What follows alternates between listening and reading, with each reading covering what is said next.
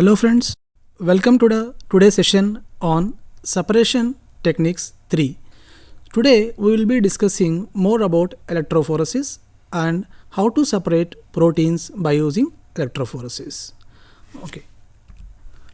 Friends, in the previous session we have discussed about chromatography and electrophoresis. And in this session we will be discussing in detail about the various techniques we are going to use how to perform electrophoresis. In this session we will be covering about principles, types, applications of electrophoresis. Friends, as you know, in the last session we have discussed about this centrifugation and chromatography, which are mainly based on for the purpose of separation of the biomolecules. Here in this technique of electrophoresis we are going to use the electric charge present on the biomolecules. By using this charge we are going to separate the biomolecules.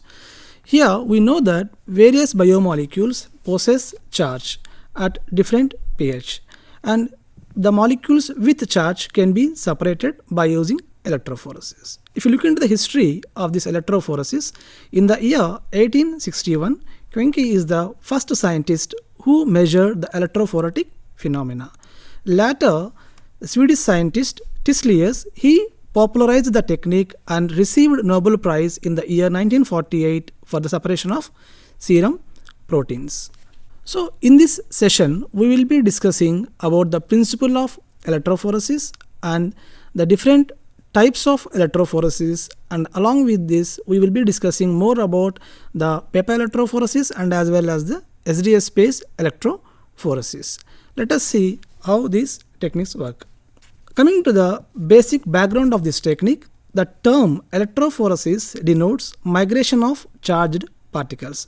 So as we just said, these biomolecules are having charge, and charged molecules can be separated in this technique.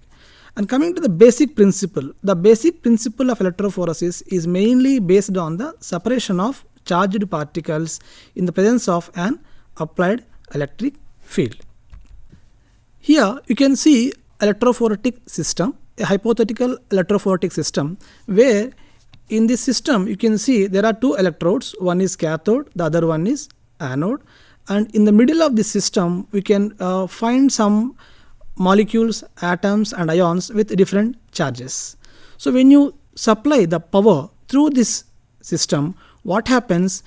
The positive ions move towards cathode and negative ions move towards anode. So this is the basic principle which is working behind the electrophoresis. So like this we are going to separate. In the middle there is a mixture and that can be separated based on the charge. Okay, and here we may think about how to separate the molecules which are without charge. For that purpose there is a process which is called derivatization. That means giving the charge to the uncharged molecules. For example, like carbohydrates can be derivatized, that means they can be given charge through the process that is called derivatization. For this purpose of derivatization we are going to use either borates or phosphates, which will give charge to the uncharged carbohydrates. Yeah. So moving further, we will be discussing about types of electrophoresis. In these types there are majorly three types. One is paper electrophoresis, the other one is gel electrophoresis. Then in gel electrophoresis we will have two variants. One is called native gel electrophoresis, another one is SDS based gel electrophoresis.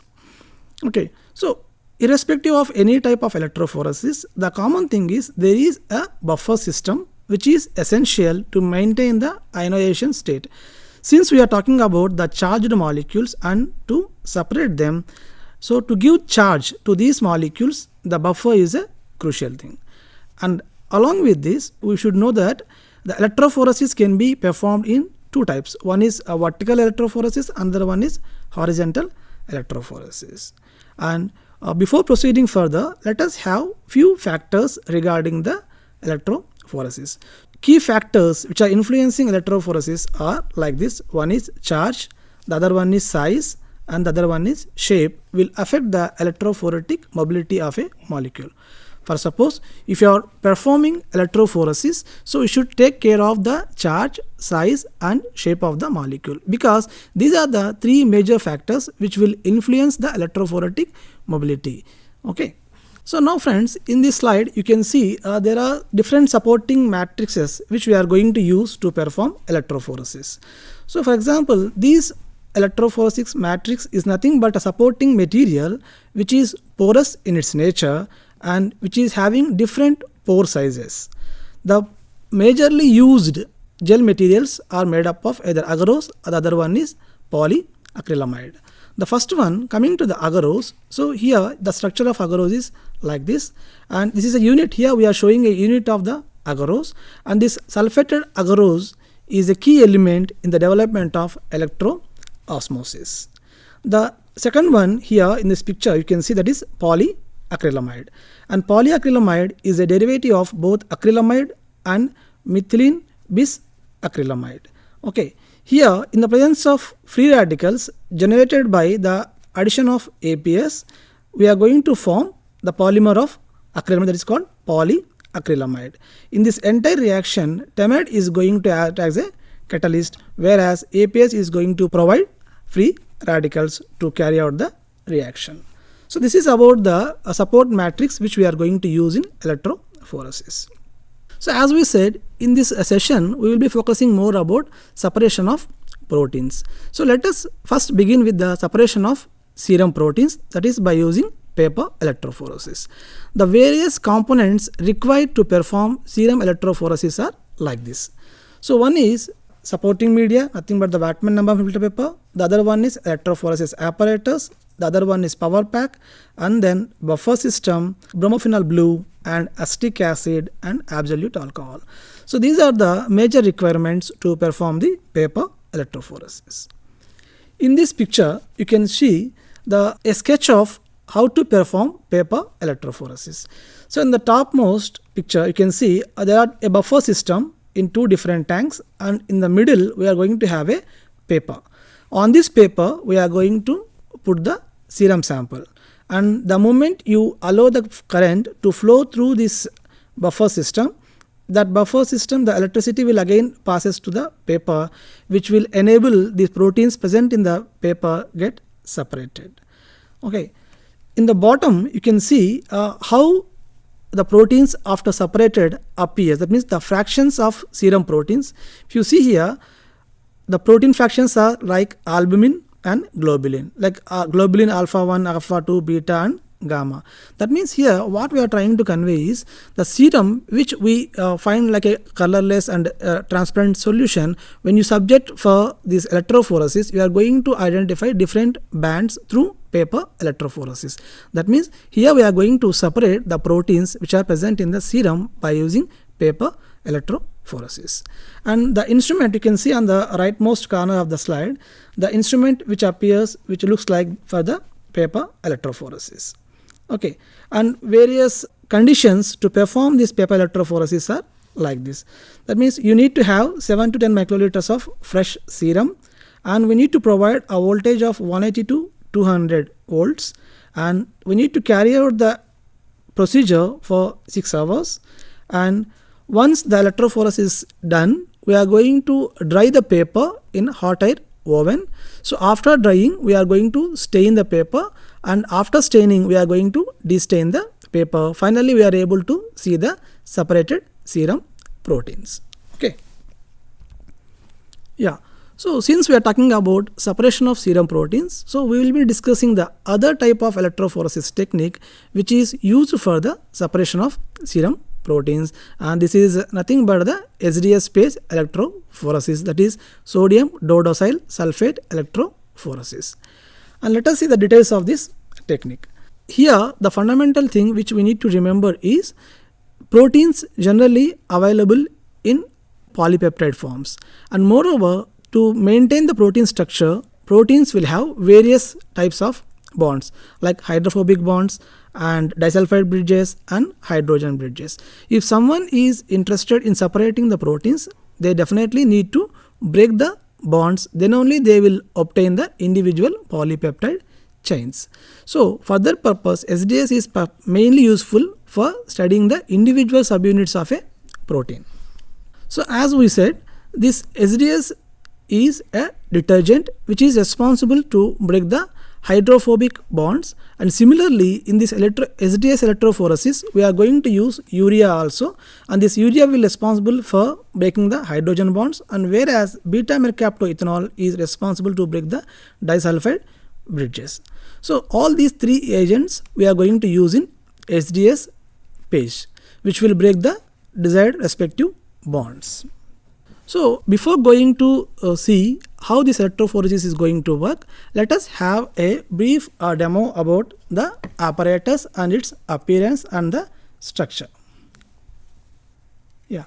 So if you see here, the SDS phase electrophoresis system consists of glass plates and as well as a casting tray, and there is another important part that is called your electrophoretic apparatus. Okay, and in addition to this, there is one other important part that is called your buffer tank, and this buffer tank is supported with the electrodes for the power supply. Now let us see briefly how to set up the electrophoretic apparatus. So as I said, there are two glass plates.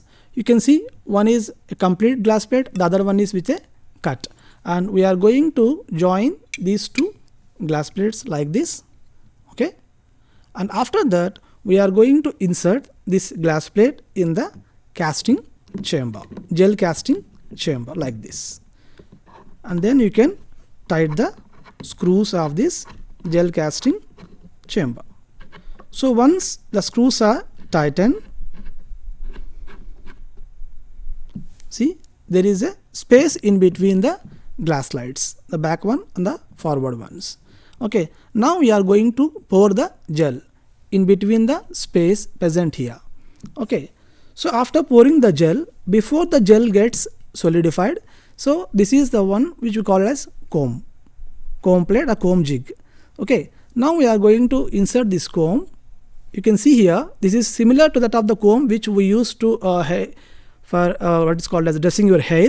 Similarly here this comb is having different teeth of even size. Okay, and if you insert this comb here like this, you can see friends here in this casting chamber, now we are going to insert the comb like this. The moment we insert comb, what will happen in the gel, there are going to be formation of wells, and these wells are responsible for loading the protein sample, and in this situation you are going to keep the casting tray for few minutes. So once gel get solidify, what will we do? We are going to remove the glass plates from this casting tray,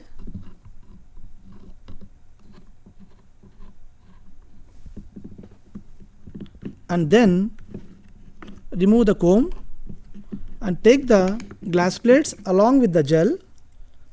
Okay,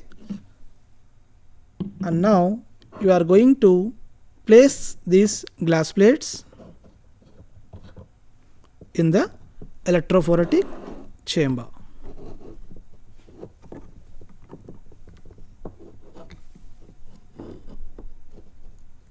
Like this. So this is electrophoretic chamber. Now we are shifting the glass slides along with the gel into the electrophoretic chamber. Okay, so like this, now the glass plates along with the gel, now they have been shifted to the electrophoretic chamber. Okay, now you can say the final step.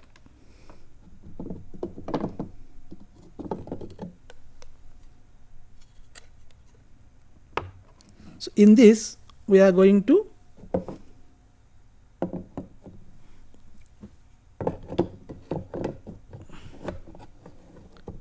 like this, we are going to keep the gel along with the electrophoretic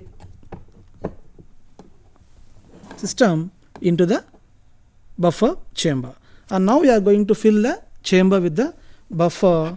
So once buffer is loaded, we are going to close the chamber and connect to the desired electrodes, that is cathode and anode, and now the other ends of the electrode are going to be connected to the power pack.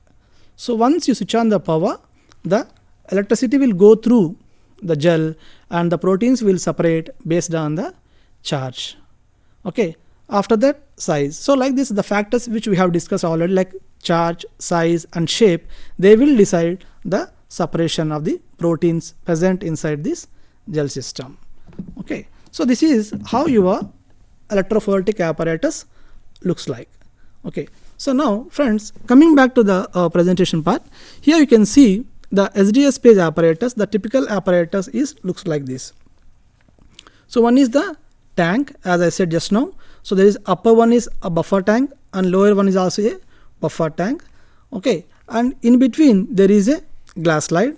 Okay, and here you can see there is a, in the gel we are able to see here two parts. One is called stacking gel, the other one is called running gel.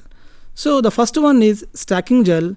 Reason being, here the protein is going to stay for a while, okay, and settle down, and after that a protein, once the protein sample enters into the running gel, where it is going to separate.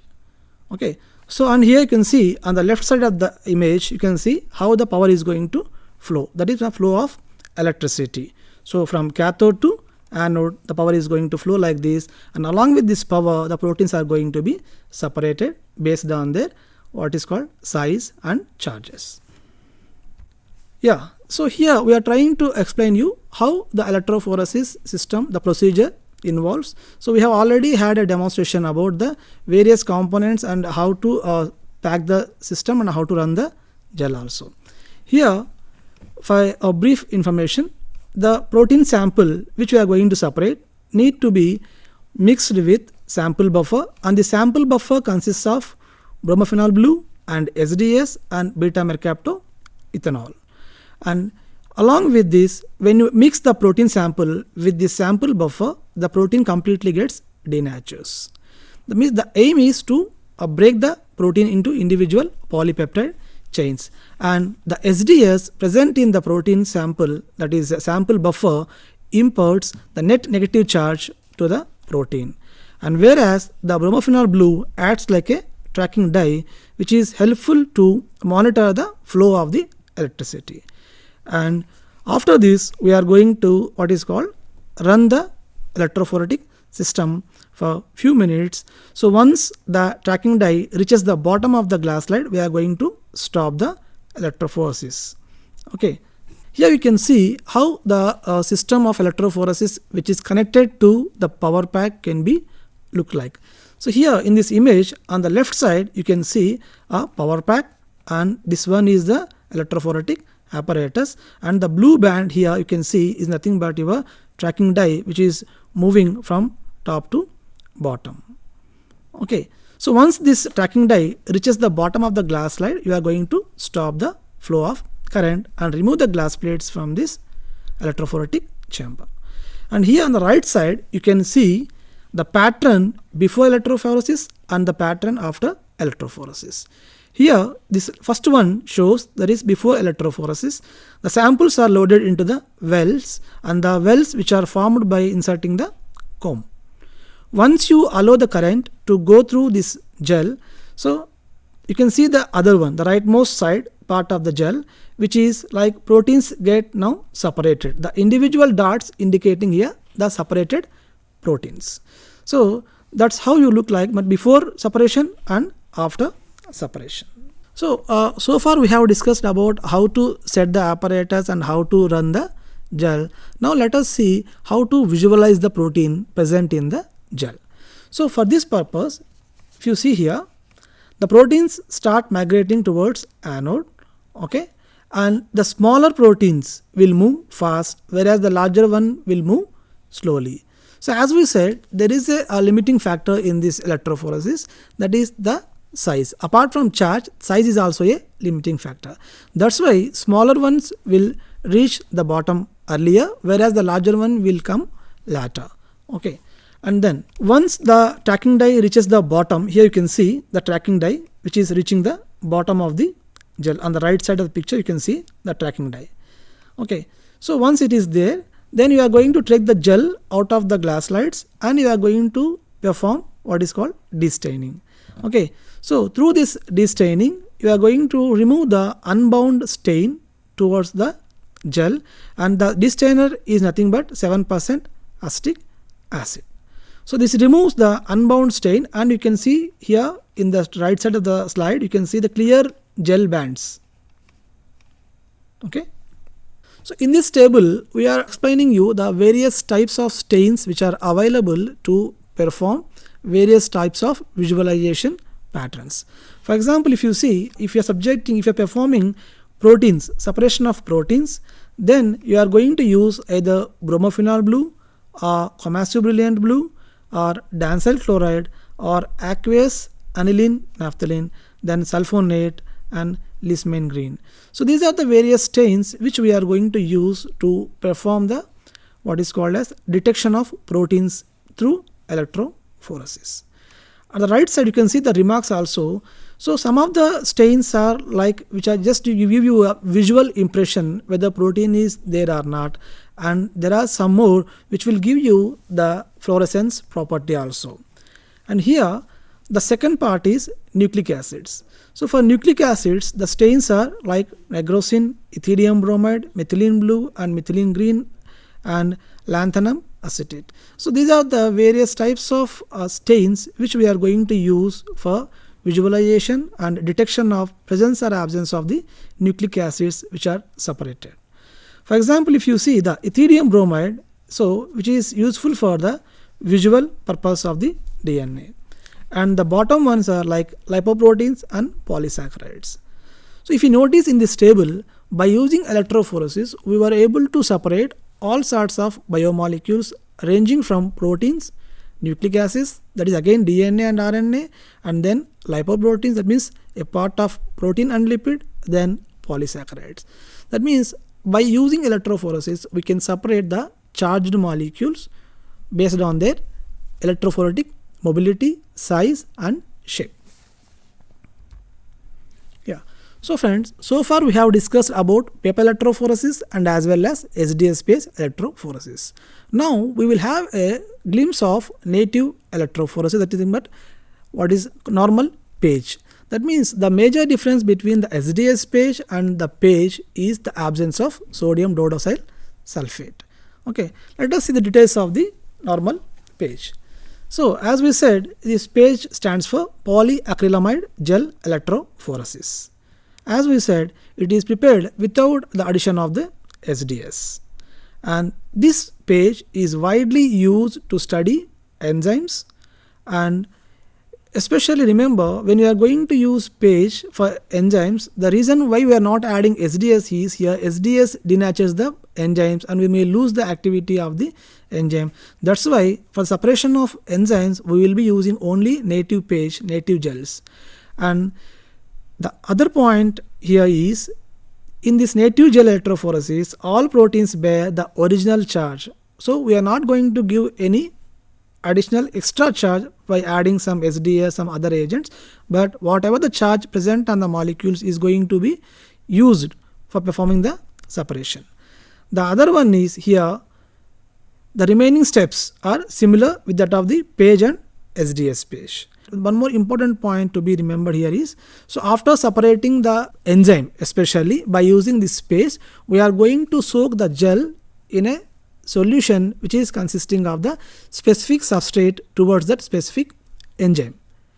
Why? Because the enzyme and substrate will react and we are going to observe a colored spot on the gel which indicates the presence of enzyme in that particular region of the gel, which can be further eluted and used for further studies. Now let us have a glimpse of gradient gel. So here the gradient gel is the one which is having pore size continuously decreasing towards the bottom.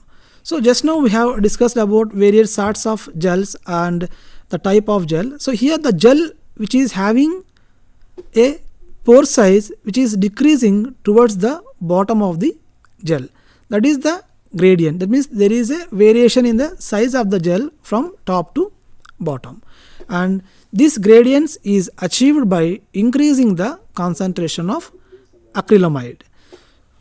When macromolecules tend to separate in an upright electric field, initially the macromolecules move according to their electrophoretic mobility. As they reach down, the gel gets retarded by small pore size. Okay, friends, here we want to conclude that the gradient gel, here the main separation is based on the size of the molecule but not on the charge of the molecule. So friends, so far we have discussed about various types of electrophoresis techniques with special emphasis specifically with respect to the separation of proteins. So here we have a few references, few further readings. If you are interested, you may further refer to all these references, which will help you to enhance your knowledge towards the separation of proteins through electrophoresis. Thank you one and all.